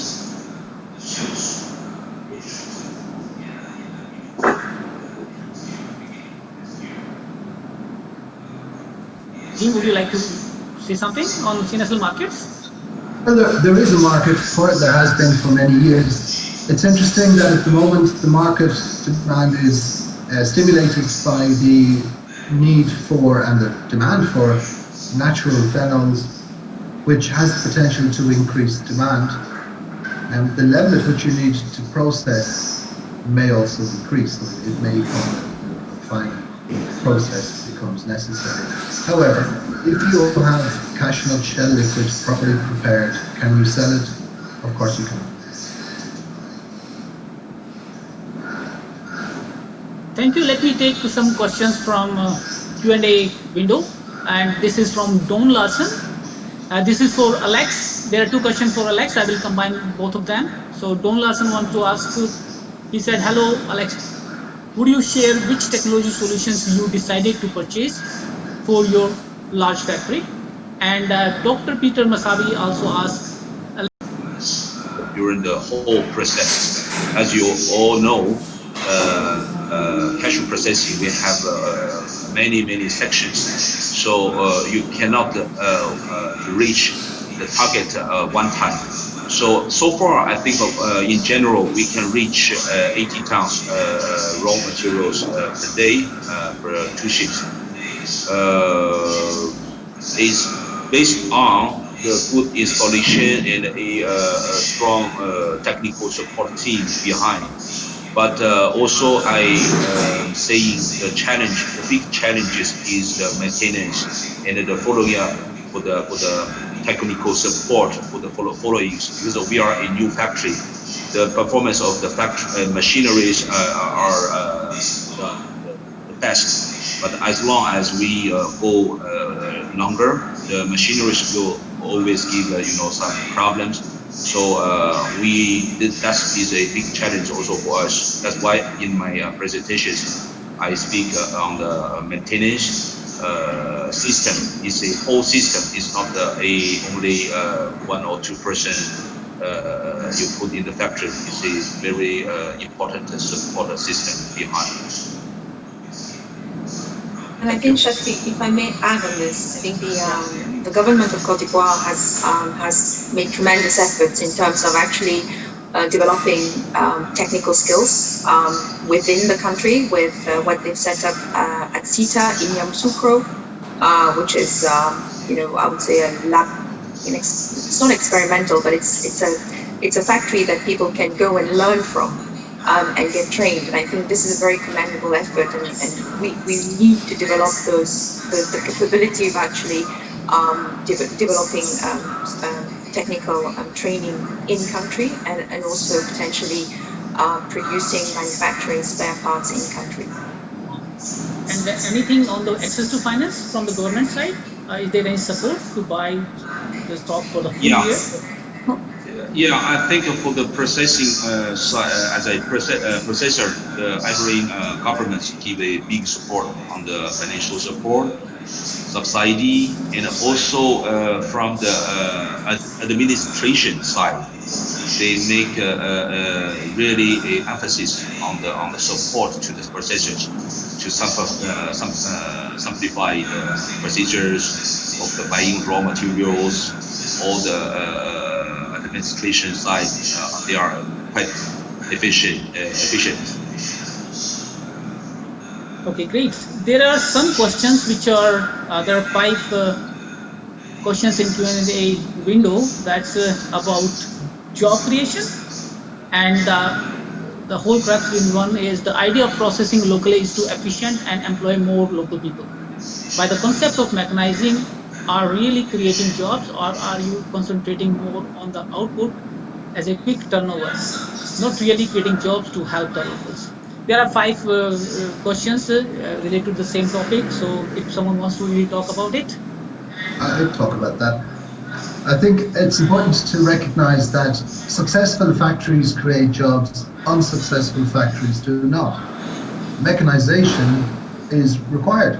To be competitive, you need to mechanize. It is true that that probably means fewer jobs, but there are still jobs. And it would be a mistake to think that an industry simply based on creating jobs without being competitive in the international market can be sustainable. So we've seen over the years factories open, create jobs, and we've seen factories close. These factories, the new generation of factories, I think and I hope, are much more likely to be sustained. And although there are fewer jobs, there will be jobs for many years. And one shouldn't lose sight of the fact that perhaps each job created in a factory can generate 6 or 7 jobs outside in the rest of the economy. And that's a very important point too. It would be a mistake to think that a cashew factory is some sort of a benevolent organization. It does have a social impact, but it only exists because it's competitive. Unfortunately, in the past, we've seen factories with many, many workers fail, and they don't employ anyone today. So we must move forward.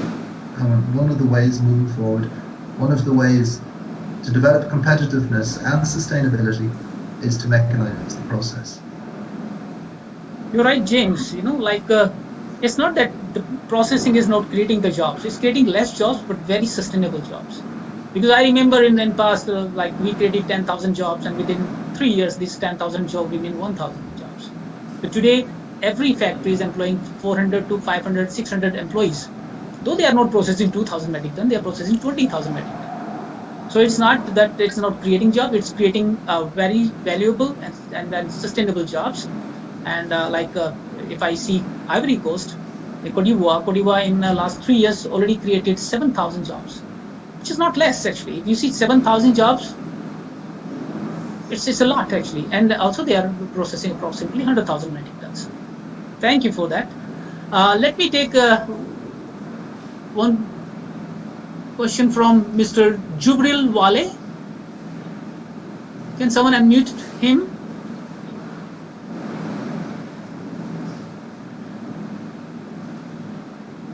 ACA, can you unmute Mr. Jubril?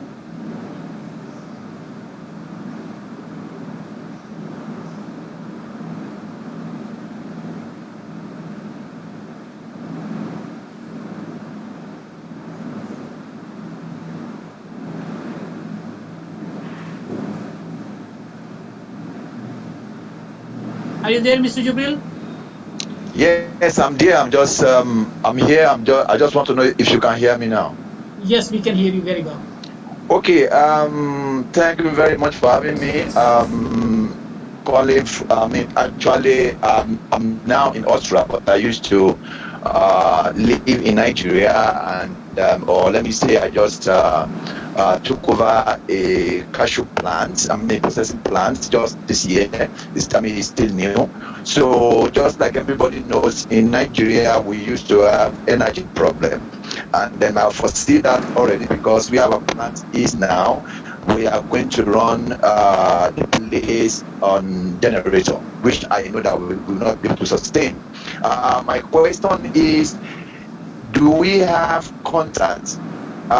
If it is possible, if it can be partly financed, to kind of solar and gas, as an alternative energy. I don't have access to that, but fortunately, I met a guy just 2 days ago in Vienna, and he told me they are doing stuff like that in Enugu. I just want to ask a general question, which is our biggest problem in Nigeria concerning energy.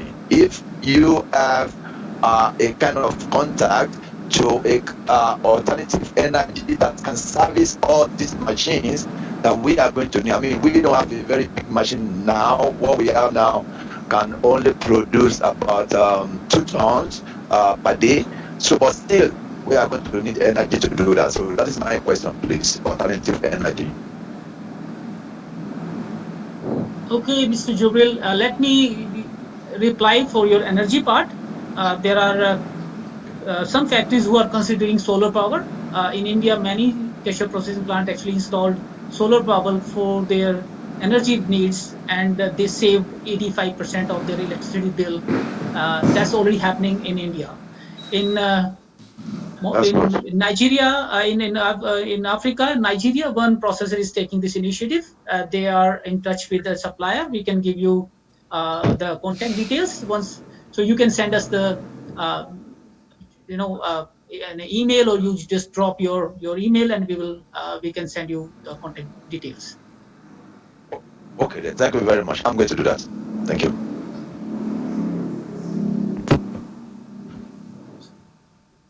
There is one more question. Is from Antoinette. How do margins compare between Asian and African processors? Given the volatility in prices, is this a big factor that hinders the development of the processing sector in Africa?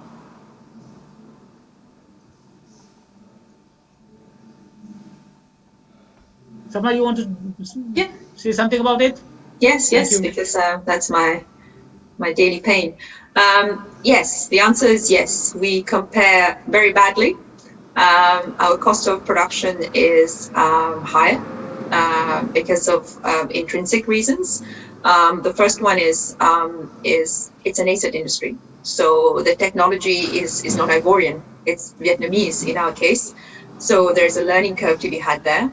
And that translates into high levels of broken, for instance, downtime because the spare parts are not available in country, and also, so it's the training up of our workforce to actually understand how cashews are actually processed. I think, Bala, you gave a very detailed presentation about this. I mean, this is like years and years and decades of experience that we are catching up with. So how do we compete in that market? Because we compete by looking at our strengths. And our strengths today is traceability, low carbon footprint, and the proximity to the markets. So, but we focus on those strengths and market those strengths because today these are what buyers want us to kind of box tick in broadly speaking. But and we work on getting more and more efficient on the cost side of things because as pioneers, we need to survive until we actually reach that efficiency that exists in Asia. Thank you, Salma. There's a question from Mary Hansen, and she said, this is for Mr. Chulin, that Mr. Chulin, what you are describing is not new. Rajkumar Impacts did it and failed in Ghana. UC Brass is using it. You need to answer the question why it is important to invest in African processing markets.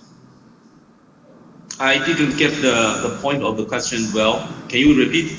Sorry. Yeah, they said that there was an investment in Ghana, which is Rajkumar Impacts, and that's highly mechanized in past, and that failed. And UCB has another processor; he's doing it in Ghana still. So they are asking that you need answer the question why it is important to invest in African processing market. Okay, thank you for the question. I think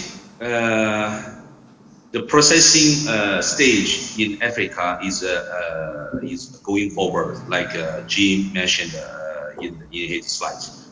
It needs time. The same technology, the different people to use can have the different results. So you cannot say the same technology you failed one time and then you fail forever. So that's my point, that now the management should catch up as well, like the technology is going forward in Africa. So my experience is we involved with a strong Vietnamese team, Indian teams, Chinese team, local teams. We have 4 nationalities in our factories, even some Europeans. They work with us. So I think to make a multiple culture to get the success is also a key point for the processing factories in Africa. You cannot say only African processors. No, we are not. We are an international team. So we cannot say only use African in our factories. So my point is the people, the management level should catch up with the technologies invested in Africa. And I can add to it, Mary, that previous investments failed in some countries, like in Ghana, which is Rajkumar Impacts, and some others in Ghana, it failed, like Mean Cashews. This is not because of the problems with the private sector investment. This is because the government was not able to come up with a policy reform which is conducive to make the success happen in cashew processing. And that's, if you see, and there is a question about why every single investment is going to Cote d'Ivoire, because their private sector and governments is coming together. Government is doing their part to provide the best policies so that the processors can actually gain its competitivity in coming years. And that is motivating a private sector to invest into these countries, and this private sector coming with the scale, and they learn their lessons.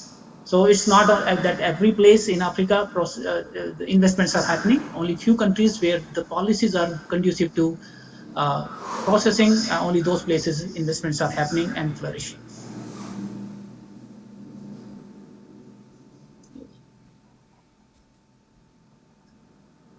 And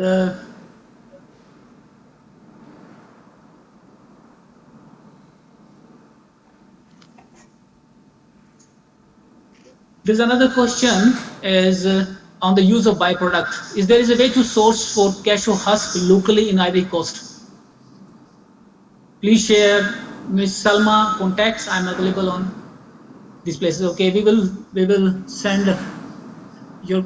There's a possibility that you get cashew husk in all these countries, especially in Cote d'Ivoire, because the processing capacity is there. You can contact processors, and we can send you information on your email which you shared with us. There are some questions regarding they would like to see the presentations. Yes, ACA will these presentation will be available on ACA website, so you can go and get these presentations. It's looking more Indian now. Yes, very Indian now.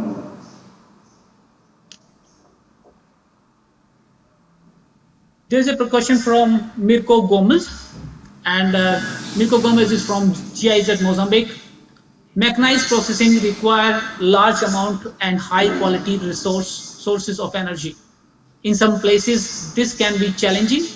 Is there any research or piloting using renewable or alternative source of energy for mechanized processing? Anyone wants to reply this?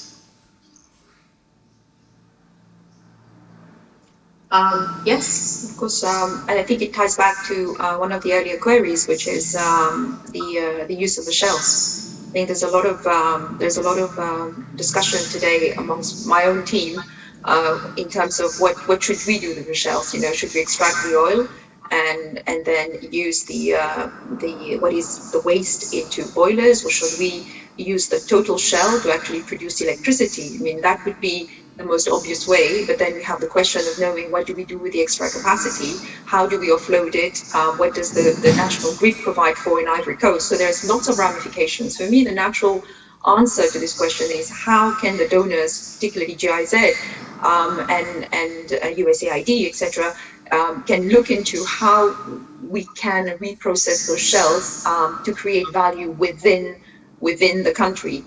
Extracting the CNSL is obviously the most natural way of creating value according to our own calculations, but it would be good to see the effort being put into generating electricity out of those shells, which will resolve the problems of factory in parts of Africa where electricity is in shortage. Thank you, Salma. There's a question for Mr. Bala, and this question is from Kenya, that in Kenya, our recovery rate is low for cashew processing. It is in most cases at around 30%, that is from every 100 kilograms of cashew bought from the farmer. About 30 kilograms is what is obtained after processing, which meets quality specification. Is this a factor of harvesting immature cashews, or it is a factor of processing? If it is a processing challenge, how can it be addressed? Thank you. Let's come to process. It depends on as he's asking about shelling only, right, sir? So yeah, she's asking yes. From shelling, whatever the outputs we are getting, we have to separate it. For example, we can get dust from the sievers. When we are vibro sievers, we'll get dust. For the dust, we have to keep a machine where these multi-grade sieves has to be separated. This we used to call MGS, multi-grade sieve. It will separate all the grade-wise material. For example, the kernel is above 10 mm. It will separate. It is a mesh, 10 mm, 6 mm, and 4 mm, and above the 12 mm also is there. So it will separate and it will give you all the outputs. Then from the outputs we can pick. That is number one. And number two, if we use color sorter to separate shell from the kernel, it is different process. If we don't do that, it is different. If you use color sorter, there is some loss of kernel, because color sorter cannot do 100%. From that, we have to do manual. If we do manual, we'll get recovery. If we don't do that, we have to forget. And coming to shell, from shell also, these unscooped holes and unscooped pieces will miss. For that, we have to keep. There is only thing that we have to use manual people only. People has to pick. For example, if you put the shell in the conveyor, as Shakti sir, you are aware of this, what we done in my present factory. Shell has to process flow on the belt. We have to pick. People has to pick. That is the best way to recover the kernel. From shelling, this is from shelling process. This is the only thing we can get recovery. And from raw cashew nut, it is different. It depends on cutting test and depends on mature and immature things. That is different. Thank you, Bala. I think we finished with almost all the questions. So participant in any, if you still want to raise if you have any question, you can raise your hand still. We have still 5 minutes before we go for closing session. Okay, here is, I can't see the name. It's written Galaxy A20. Can you unmute him or her so that we can, AC, can you unmute Galaxy A20? The name is not written.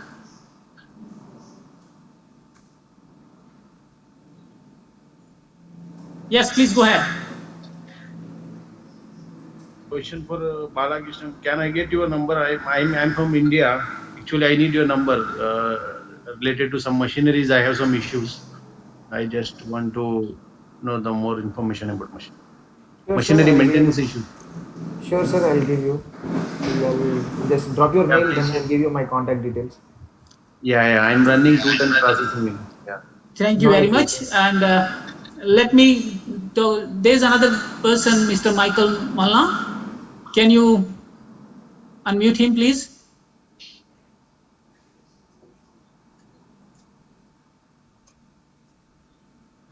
Yeah, can you hear me, please? Yes, Mr. Michael, yes. Okay, thank you. Congratulations to everybody. Okay, I would like to know how the competitivity compared to the cashew sectors in Ivory Coast, to Vietnam and India these days. Okay. I think let me answer this question because this is a very big scope. Having this question having a big scope. I can give you some clues on in terms of the competitivity. One thing is, if you see the cost of production is the very first thing which is very different. Ivory Coast is a country with very high cost of production. Though, because of the government policies, at last the processor is still making a reasonable profit. But if you see the cost of production, that is very high, that actually in between $350 to $475 per metric ton. Whereas Vietnam cost of production is below $150 per metric ton. That's a big, huge difference. And the processing plants, which are bigger plants, which are processing more than 20,000 metric tons, their direct cost actually comes below $130, and that's a big difference. These costs are not including the financial cost. Financial cost, they are having the same sort of financial cost which Cote d'Ivoire have, because there's no difference these days. In past, Vietnam used to be very competitive on financial cost, which is not today. So the cost of production is the biggest part. Second thing is the realization on yield. So Vietnam actually gets at least 2 pounds higher than Ivory Coast, and that means that their processing is very efficient, and that's how they are getting additional $55 to $80 per metric ton on cashew. Each metric ton of cashew processed, additional income. But at the same time, they are getting the same income, $70 to $80 from the cashew shell, which is not in the case of Ivory Coast. So if you see that competitivity gap between these two countries is varied from $400 to $450, and that's what today government actually, with the better policies, trying to minimize this gap. I'm sure they will use still the pro-cashew money. Oh yeah. That's like $250 pro-cashew. Mr. Michael, No, there's a new technique. did I respond to your question? Yeah, that is for processing.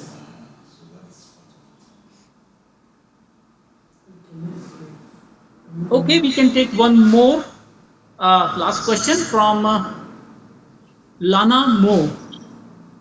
Can you unmute the person? Hi, can you hear me? Yes, we can hear you very well. Hi, obviously I have a couple of questions actually. One of the questions was asked earlier, is the raw cashew nuts are normally harvested in Africa in February to June, July. What's the common practice to ensure the processing factory have continuous supply of raw cashew nuts for processing all the year round? Thank you. Is it Salma or Mr. Alex? Yeah, Alex, do you want to go first? Yeah, I think this is a little bit of shortage of the processors in Africa. We have only one season from February to June, end of June, and after that, some stock still stay in the country we can buy. So we have to buy from my experience. We buy during 4 months for the whole year raw cashew materials to be processed, cover the production. This is our actual situation. It's a heavy financial cost for us, but so far this is the actual situation. Yeah, you want to add something? No, I agree with what Alex just said. We buy everything, store it, and then process for the next 12 months. Great. Thank you very much. I think we are not having more questions. We almost reply everything, and there's no more raised hands. Now is the time for closing remarks, and I would like to request our panelists what they feel like, what they're leaving on the table. Let me start with Mr. Chulin. Yep. I want to thank you for ACA for inviting me for the conference. I think it's a very good platform for all the value chain factors to share experience, to exchange the ideas, to build up a better cashew nut industry in Africa. I will continue keep in touch with all of you to the further questions, ideas to work together. Thank you. Salma? It was, as usual, very interesting to have this discussion and participate and hear what the audience questions were geared towards.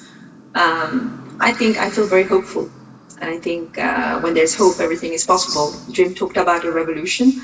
I think it's very exciting to be at the forefront of a revolution. Obviously, we should survive the process as well. But and I think there's a lot of good things happening. I think obviously COVID has, it's a worldwide catastrophe. But on the other hand, it has its own opportunities.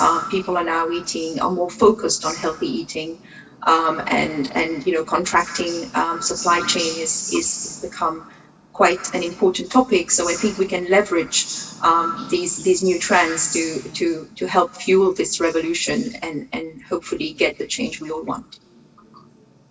Thank you for these encouraging words, and I would like to ask now Bala, how you're leaving on the table for participants. Firstly, I was just confused, and this is my first time to be appear in these type of big platforms. So I just feel like something surprising. So now, by going on, I'm little happy and things are under control. So I'm very happy that sharing some knowledge with big people like you. So I'm very happy. So hopefully it will continue. So let's see, sir. Thank you. How you can actually bring and actually train more people like you in Africa, and because that's a very big bottleneck for investments in mechanization. Yes, sir. It depends on management. So they choose. So we are very comfort with that management. So things are moving on everywhere. It's fine. So I'm happy. Thank you, Bala. And at last, Mr. Jim, I would like to hear your thoughts. Well, I'm very positive on this process of revolution. I'd love to hear the professionalism of Alex, the professionalism of Salma. I'd love to hear the enthusiasm and the belief of Bala. These things make me look forward positively. I think that processing in Africa is only beginning. It's taken a long time to find the road, and now it's time to accelerate that development. And I look at governments, Cote d'Ivoire being the best example, and I look at supporting processing and developing the sector. And that too fills me with belief and enthusiasm for the future of processing in Africa. Thank you, Jim.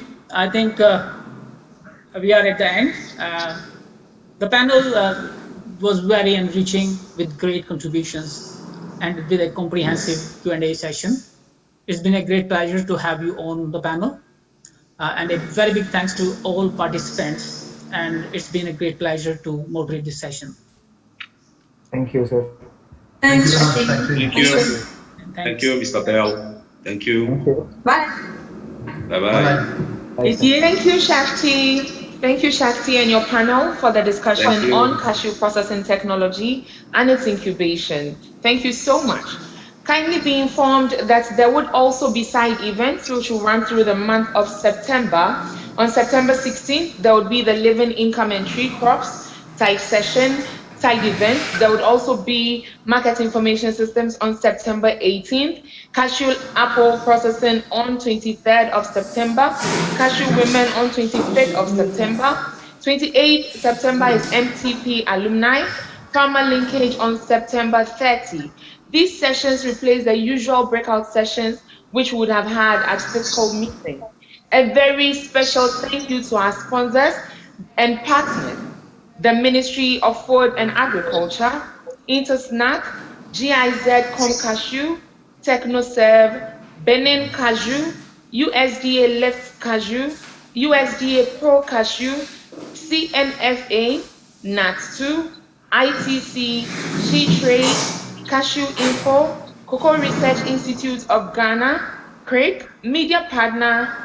For all our media partners, we would want to say a very big thank you for those who are in Africa and beyond. We say a very big thank you. To all our participants, we appreciate your being here for the second day of the 14th Annual African Cashew Alliance Conference.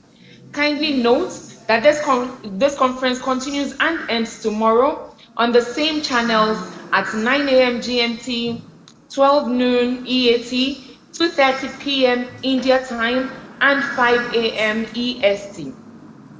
Toutes les présentations sont disponibles sur le site web de l'ACA et sur l'application ACA Cashew Web, ACA Cashew App, disponible sur Google Play Store. La plateforme sera ouverte pendant les 30 prochaines minutes pour le networking. Veuillez en faire usage. Je m'appelle Linda. Merci encore et nous vous verrons demain à 9h. It's good the sponsorship thing comes much big, you know?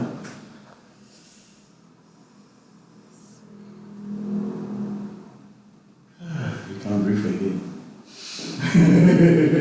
Let's do the briefing. Charlie, let's do the briefing quickly. Yeah, let's go. Yeah, let's go, actually. We need to rest. Today my tension level was too high. But today I was more relaxed today than yesterday. Yeah, I saw everybody was more relaxed, which is good. Tennis is always tense. But I was really tense. It's paid to be tense. I'm paid. I'm paid, don't worry. Exactly. They pay me to work so they can sleep. My board pays me to work so that they can sleep. That is how it is. It is not easy. Anyway, it is well. So now the last day, with all the drone stuff in the fields. Yes, sir. Shall we go? Brother, can you bring hot water while upstairs?